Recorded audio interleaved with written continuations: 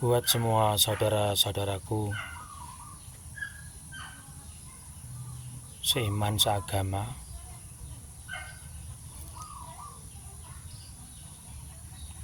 begitu mulianya seseorang yang tidak hanya mementingkan keluarganya sendiri,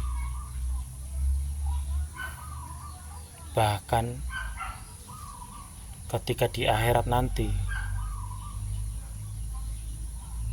seseorang tersebut masih akan sibuk bagaimana manusia ini terselamat daripada azabnya Allah Subhanahu wa taala. Siapakah beliau itu? Yaitu baginda Rasulullah Sallallahu Alaihi Wasallam. Baginda Rasulullah Sallallahu Alaihi Wasallam orang yang paling mulia, orang yang paling istimewa. Beliau tidak hanya mementingkan istrinya sendiri, tidak hanya mementingkan anak-anaknya, keluarganya, sahabatnya, tidak. Tetapi semua umatnya ini dipikirkan oleh baginda Rasulullah Sallallahu Alaihi Wasallam. Ketika beliau masih hidup, memikirkan umat-umatnya. Ketika beliau pun kembali kepada Allah, masih tetap memikirkan umat-umatnya. Bahkan sampai saat ini, bahkan nanti ketika hari sudah kiamat, Rasulullah Sallallahu Alaihi Wasallam berjuang dengan gigihnya, berjuang dengan mati-matian demi memikirkan umatnya. Nah, yang aneh kita sekarang ini, umatnya yang dipikirkan mati-matian oleh baginda Rasulullah Sallallahu Alaihi Wasallam malah banyak mencaci baginda Rasulullah Sallallahu Alaihi Wasallam, mencaci sunnahnya yang diikuti umat-umatnya, mencaci cara bicaranya, mencaci cara geraknya, mencaci seluruh aspek yang telah dibuat oleh Rasulullah Sallallahu Alaihi Wasallam. Dan terkadang pun anehnya dia itu juga muslim.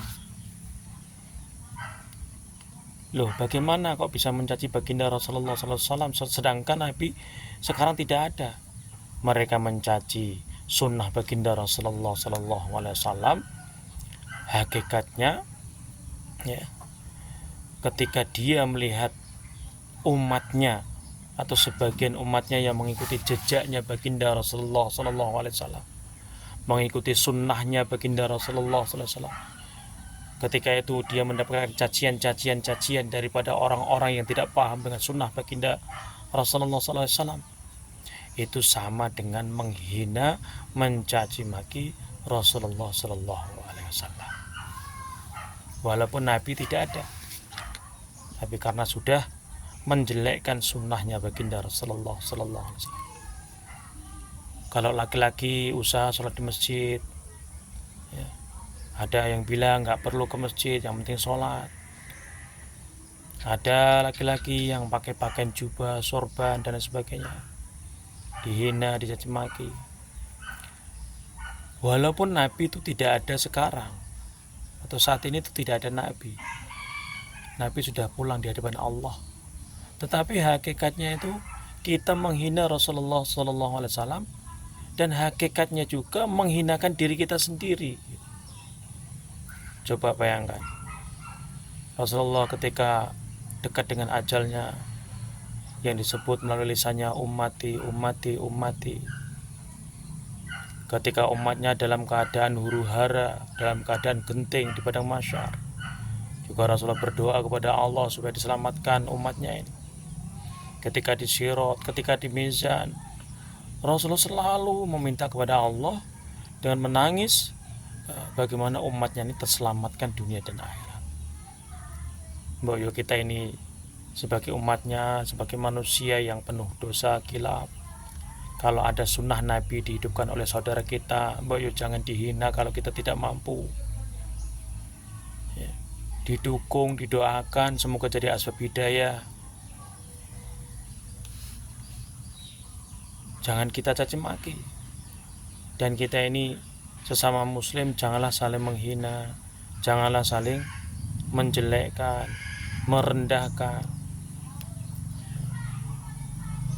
Kunci dalam hidup ini taatilah Allah, taatilah Rasulullah Sallallahu Alaihi Wasallam, sehingga kita nanti akan selamat.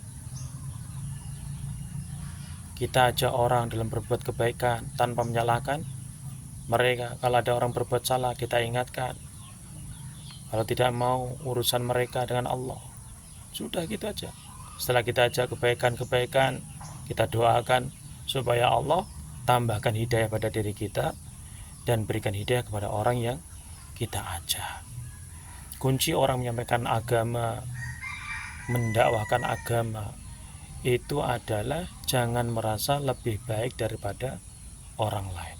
Kalau kita dakwah, menyampaikan agama, hari-hari menyampaikan agama kepada orang lain, mengingat orang lain, tapi kita menganggap orang lain yang paling baik, yang paling soleh, menganggap orang lain itu tidak soleh, maka jangan harap hidayah akan datang. Bahkan hidayah pada diri kita ini akan dicabut oleh Allah Subhanahu wa taala. Naudzubillah, summa naudzubillah. Semoga Allah istiqomahkan kita dalam ridhonya. Amin. Amin ya rabbal alamin.